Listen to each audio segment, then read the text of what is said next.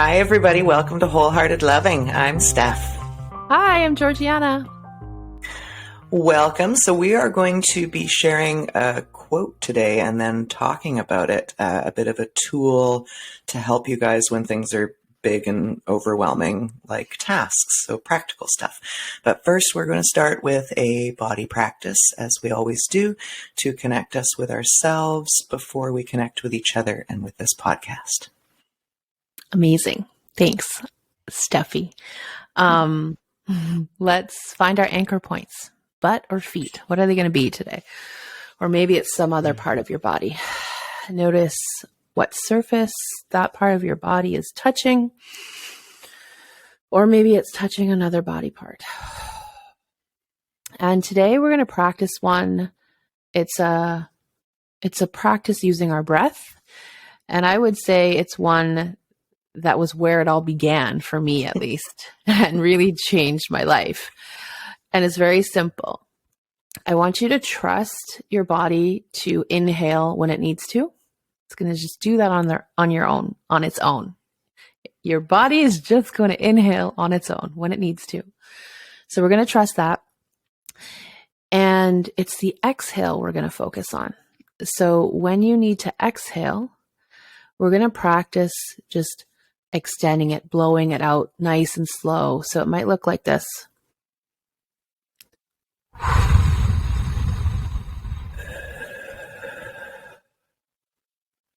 So just let your body inhale when it needs to. And when you exhale, long and slow blowing out. This is the healthy cigarette. It's totally true. I want to talk about that in a moment. And if you notice that exhale makes some sound, even better, because that just makes it fun. I'm going to try that again.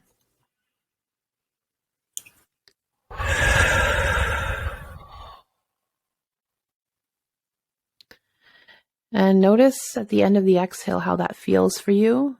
And you can also try with your eyes open or your eyes closed or with a hand on your body and without, and notice how they feel and which one you like. This is a tool we deploy often personally. I'm going around breathing a lot in this way. I've discovered is now my natural self-soothing when I'm feeling overwhelmed. So much so that we just had a little bathroom break before we pressed record. And I come back to my spot and what I hear is Stephanie going like this. And I was laughing because I was like, are you doing this on purpose because you know that we wanted to share this practice today? She said, no, just doing it because that's what I do now. Yeah. Now and for a few years, that's the thing. We do this a lot. Well, she's going to share a bit more about that later on. But when we're in a room together working, it's a breathing festival, a festival of breath. Yes, and now you get a sneak peek. Yeah. Okay. Thank you for that. So there's this quote, G, that you pulled up from Bird by Anne Lamott. Yes. And I'll just read the quote and then you can tell us what you want to say. Sounds good. 30 years ago, my older brother, who was 10 years old at the time, was trying to get a report on birds written that he'd had 3 months to write, which was due the next day. We were out at a family cabin in Bolinas, and he was in the kitchen table, close to tears, surrounded by binder paper and pencils and unopened books on birds, immobilized by the hugeness of the task ahead. And then my father sat down beside him, put his arm around my brother's shoulder and said, "Bird by bird, buddy. Just take it bird by bird." Yeah. So first, just notice what comes up for you in your body or your mind as you hear that. And I haven't read the book. I think it's on my Audible list. But this quote, I came across it one day and it has impacted my life so much.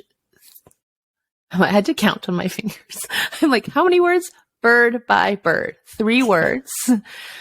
And they have been so instrumental because whenever I feel overwhelmed, and I have a lot going on, I'm a solo mom.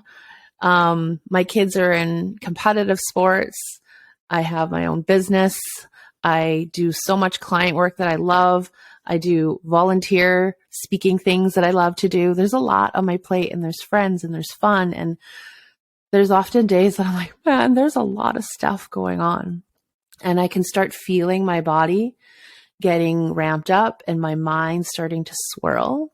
And I will stop myself and remember bird by bird.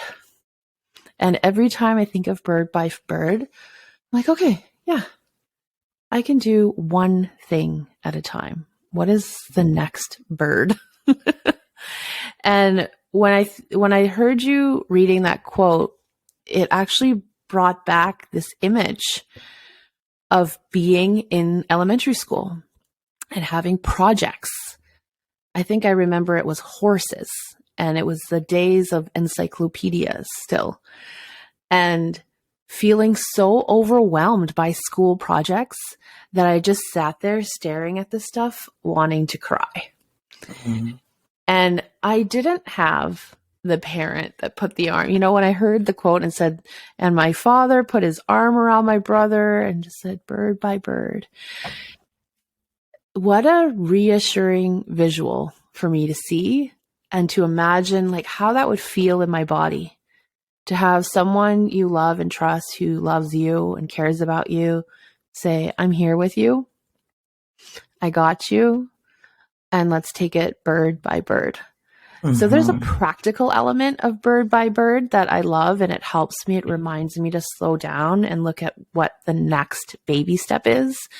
There's also a sweetness to it, like that sweet, loving parental care of I've got you and I'm here and you're not in this alone, and we'll take it bird by bird. So there's some sweetness in that for me as well.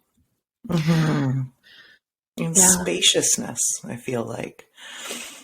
It reminds me of step by step and one day at a time, and that kind of message that we don't know what's ahead. So it's easy to take all of our assumptions and be completely overwhelmed by what might come next. Mm-hmm. Yeah. So this is like, I find helpful with tasks when there's lots of tasks to be done, or a huge project and we can't quite see the little baby steps, and it reminds us to practice looking at baby steps. And I also love stuff, what you're pointing at is sometimes there's things happening in our life that feel big and they feel heavy, like maybe like emotionally big, emotionally heavy, things that bring up fear for us because we don't know how they're going to unfold.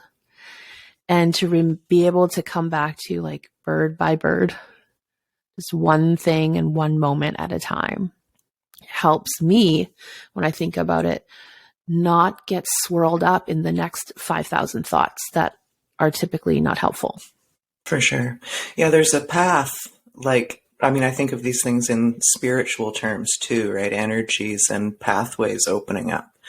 And you can desire to learn about 800 birds in this one instant, or you can learn about one bird and see where that path takes you. You're going to learn one detail there that's going to point you in a direction. Like your direction becomes clear as you start walking, I love that. And your direction becomes clear as you bring presence to the moment. Mm-hmm. That's what I've really had to learn, because it used to be I wanted to figure everything out in advance before I did the thing. And that just felt like a lot of pressure. Yeah. And then a lot of worry of, am I doing the right thing? Am I doing it wrong? And to just learning to trust, if I'm present in this moment with this person or with this task, it's going to give me information. Mm-hmm. And then with that information, I get to make the next intentional choice. Yeah. And life feels so much easier from that place. Definitely. This also reminds me of habit changing or new habit forming. Mm-hmm. I did the Noom weight program Mm-hmm. maybe a couple of years ago. And one of the lessons, and this was so funny because as I was reading it, I was thinking how much that's not my way and how much it's not my mom's way, which is the analogy was something like putting a straw in a milkshake. Ironically, Mm-hmm. it's a milkshake analogy. And it's like you can only drink through one straw, basically. Or you could like pour the whole milkshake on your face, but you won't really get it in there, you know? So the rule they were setting up for this Noom program was you're going to make one change at a time and only Mm-hmm. one. And you're going to want to make several, but you're going to just make one. Yeah. And that was really valuable for me. And also in reading it, it was also very obvious, but it was valuable. So I was reporting this to my mother later that day. And I explained, like, here's the thinking, here's the reason why we're Right. going to just do one thing. And her response was, well, but you could do a few more things. Yes, I could, and I won't. And then I'll be overwhelmed and immobilized and I'll do nothing.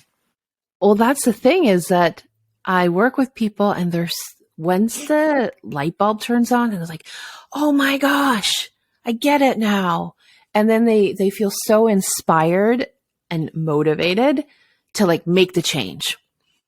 And I always reel them back in. I'm like, okay, let's make that smaller. Do you have 90 to 100% confidence you can do that today and will do that today? And often I get like deer in the headlights looks. Like, oh no, like that. I already know I'm not going to do that. Right? I'm like, okay, well then let's practice making it smaller. So one of the things I love to help people do is prime up that muscle with them on how to make things smaller, like Yeah. real baby steps, and then celebrate that baby step and see that that's in the direction that you're longing to move towards. And that's what changes things for people, because what we don't understand, because your mom is right, we could do more. We could do a few more. But what happens is we get too greedy and we want to do the big thing. And what happens is it overwhelms our nervous system. Yeah. And then we freeze and we panic and we're like, forget it, not doing it. And then unless we're very intentional in practice, we'll typically shame ourselves and judge ourselves and be really hard on ourselves, which we know now dysregulates the nervous system even more and keeps us even more stuck. Yeah. And then we wonder why we're stuck, even though we know what to do and what would be helpful. So I think it's really important that you brought up the overwhelm piece. Right? When we just do, oh, maybe I'll work on 3 of these things. Surely it can't be that hard. Yeah. Yeah. Yeah. So I can actually hear my mom's voice saying, well, that's pathetic. You know, I'm just going to do the one We thing. still love you. Yes. We do. It's true. But what an interesting response. Like there's a system at work in there, and it's a really interesting thing to be sort of trying to introduce a new system into my family system and preparing myself for what's going to be said, you know, wanting to share, Mm-hmm. and also knowing that we have different sets of language and different worldviews and different ways of understanding this stuff. Yeah. I feel like that's a whole episode we could do. A really 17. interesting one. 17. Yeah. And the thing is, if it works for you, like if it works for your mom to do 17 things at once and she finds it effective and she feels good while she's doing it and the impact on her and the people around her is what she wants, then that's great. Yeah. What I know is if I try to take on something that's too big, I'm like, forget it. Yeah. And like I've done it for 3 days and now I'm done. Yeah, me too. Used all of my lifetime's worth of energy for that activity in 3 days.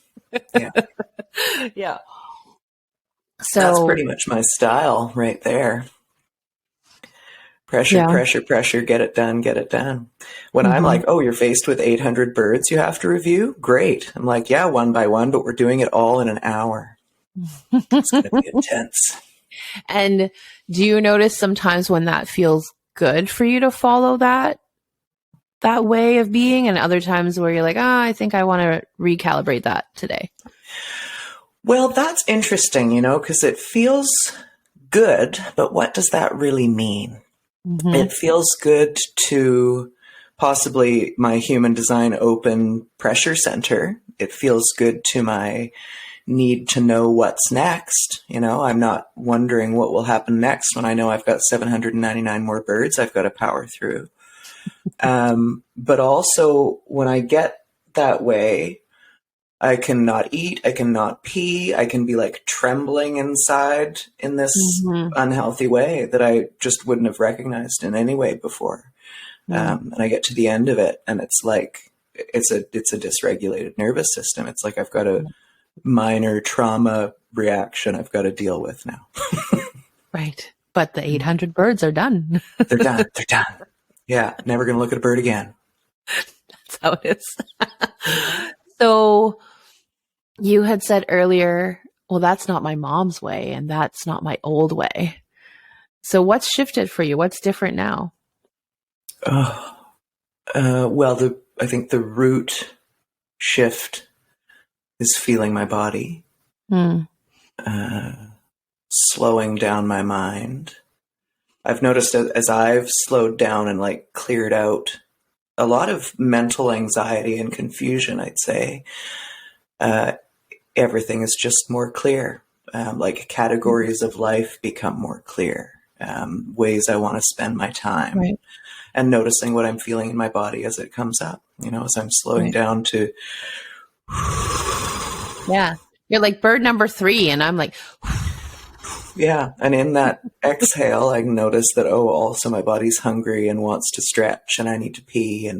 And because I've chosen to prioritize those things, you had to tell me to prioritize those things. The very simple lessons we give women at the beginning of our groups: drink when you're thirsty, pee when you have to pee. Those basic self-honoring tasks. I would have ignored pee till I got a bladder infection, Why? These birds are so important. It's just, I'm not interrupting my process, and there's no good cause for that other than maybe some founded in childhood thing of got to get to the next thing, got to get the thing done. got to power through. Yeah. I really love that I was able to shift from this powering through kind of life. Like that was just the only normal, the only gear I had. I thought that's the only gear people had. And I can happily say I don't power through things anymore unless the situation really calls for it. And so much more discerning. And then even then the flavor of my powering through is so much gentler and kinder to myself. Good. And life is better that way. And so it's like I'm learning to orient towards comfort and getting things done that matter to me. Yeah. Versus orienting towards just performance.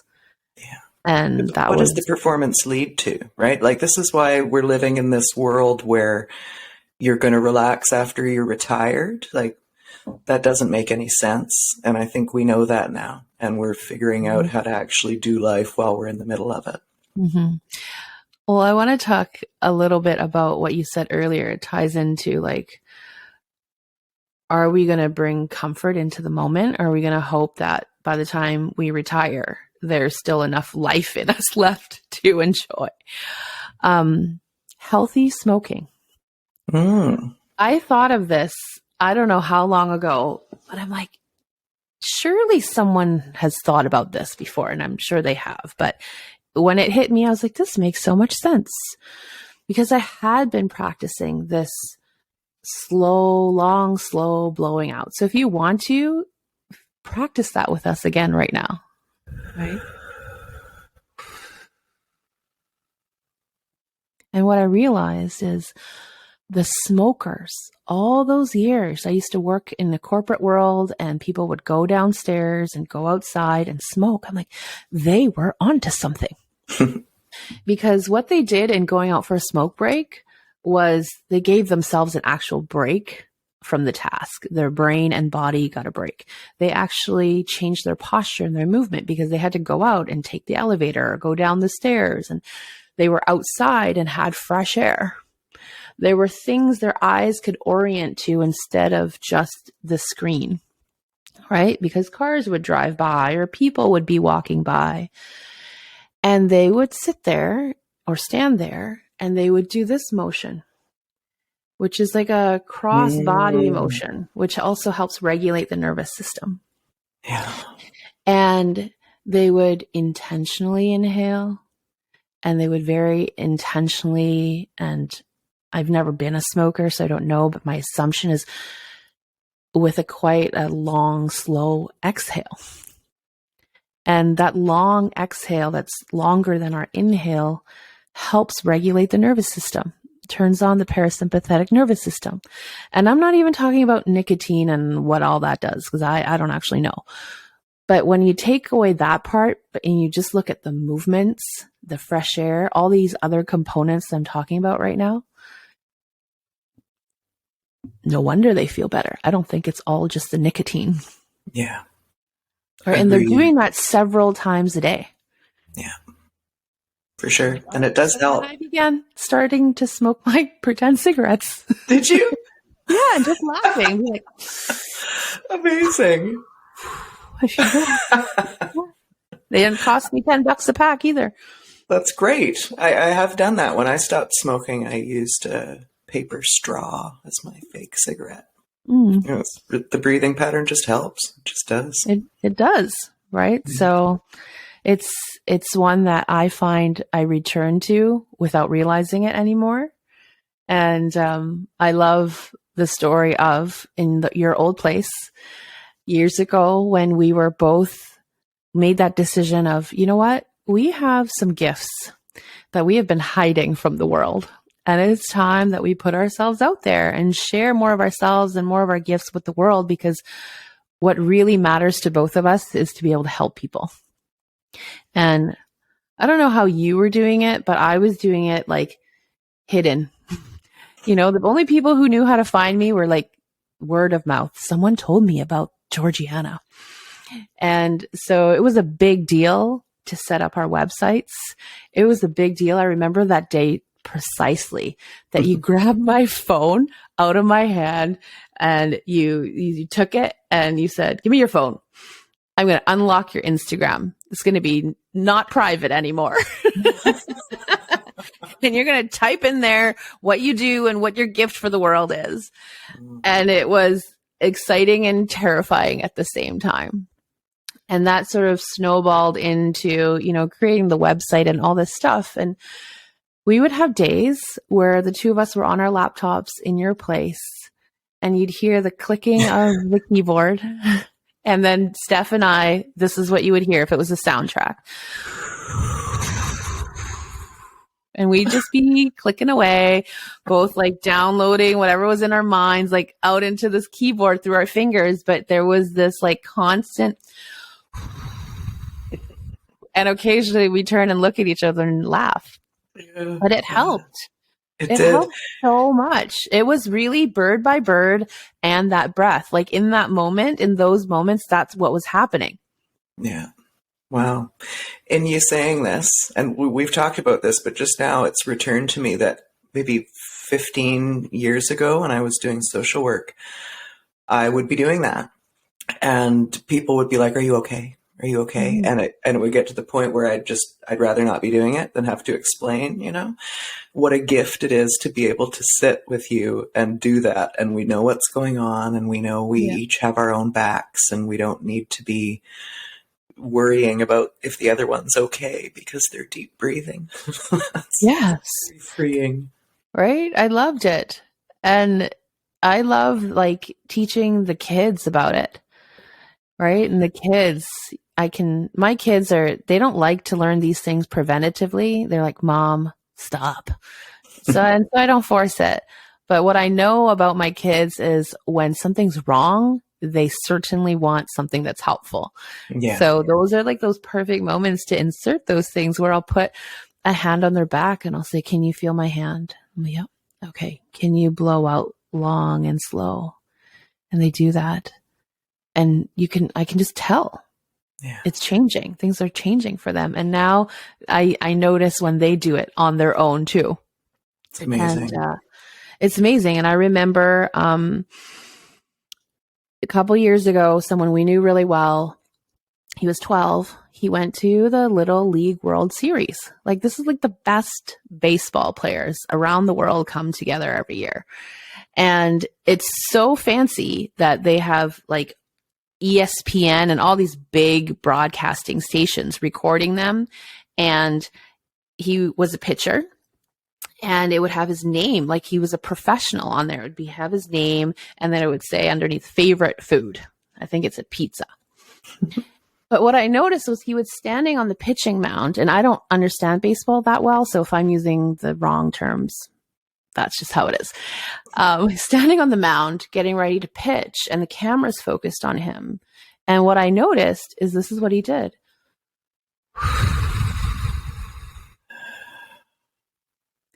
I was like, this kid, he's 12. And he's either intuitively picked that up, that helps him, or some coach or someone has taught him in the biggest moment of his 12-year-old life, having to pitch. You know, he knows that, hey, I'm going to take a moment first and just be with my body and breath, feel that ball in my hand, and long, slow exhale. Yeah. And then when I feel my body says, yep, let's go time, that's when I'm going to pitch the ball, throw the ball. Yeah. And I was like, man, imagine if I had learned that when I was 12. Right. Yeah. And I'm happy I learned it now. Yeah. Well, and because we have practiced these things in a purposeful way, they emerge naturally when we need them. You're talking about reminding your kids and practicing it with them and making this part of their life. And what I want people listening to know is that, like, I think we're often looking for tools that will be solutions to our problems. Ideally, we'd all love that magic pill. Yeah. Breathing deeply is not going to be the magic pill that makes your problems go away. It's going to put you in a place where you can handle those problems, where your body's not as reactive, where you're giving yourself space. And as with everything that we talk about here, you have to do it, and you have to do it regularly for it to work. You do. And when you do, though, everything changes. Yes. And that's the thing. I was listening to, like, I don't know, some course program or something yesterday. And I loved what she said. It was a reminder. It takes 300 times of practice to build muscle memory. And 3,000 times to have a new habit, like a new practice, be embodied. And what she meant by embodied was that under pressure, you still have access to that skill. Yes. That's right? A great definition. And I really liked it. And it reminds me of, you know, when I talk with people and they say, can you please show me something or teach me something that I can do when I'm like losing my mind? And, you know, I smile and I'm like, well, nothing's going to work. And they're like, what do you mean? I said, well, nothing's really sustainable. And it's probably you can understand it and practice it with me right in this moment, but you're not going to think of it at the time when you're losing it. And even if you thought of it at the time when you're losing it, you'd be like, this is ridiculous. No.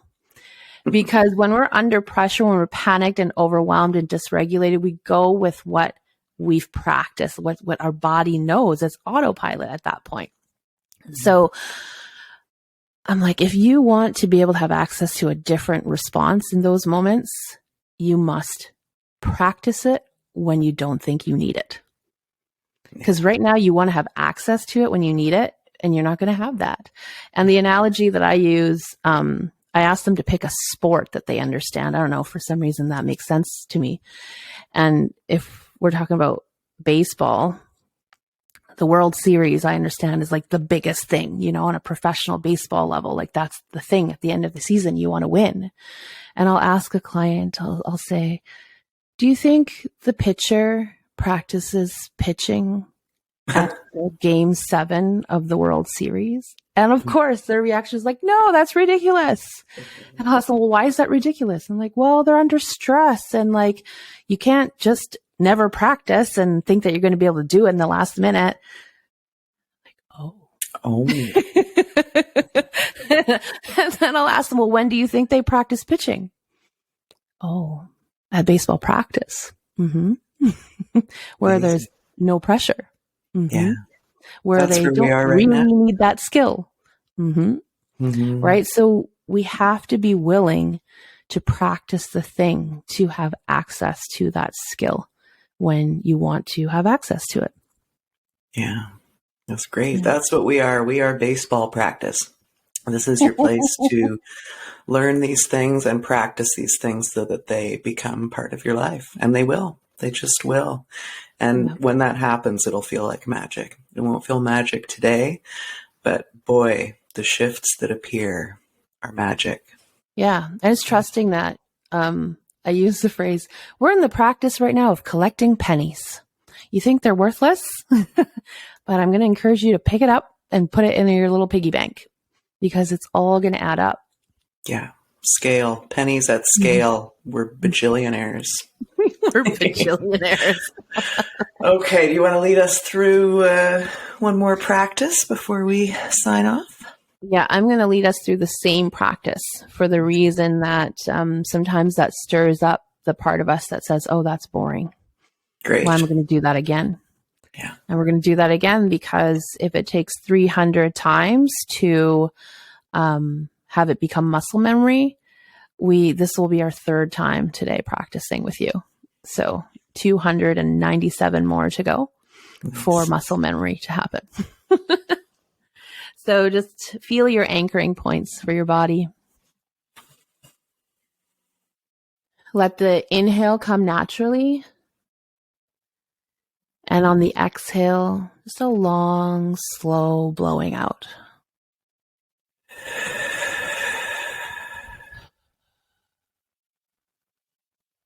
And I like to practice things in 3s. So just follow your own pace and practice 2 more times.